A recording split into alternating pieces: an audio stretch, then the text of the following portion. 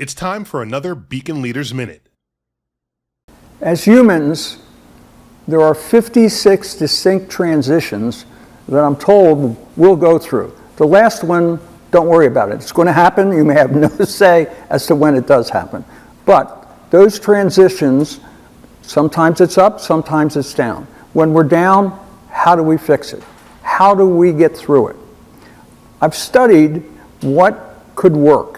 I've sort of demystified this whole confusing process of working ourselves out of negative transitional periods.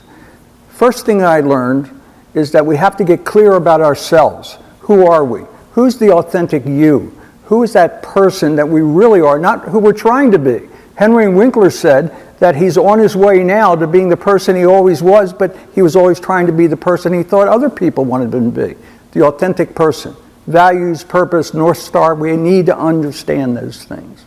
Then the next thing we need to do is align that person, us, with the appropriate marketplace, the people that we need to meet, the people with whom we need to engage.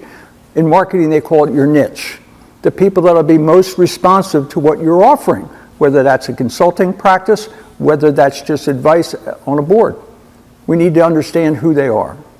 The third phase is when we engage with those particular people. We have to have a story that engages them. They see themselves in that story. They see value in what we could provide to them. The fourth phase of this process involves continuous learning and growing. We're in this life to actualize ourselves, to become that person we always wanted to be. And that's a never-ending quest that happens in that fourth stage.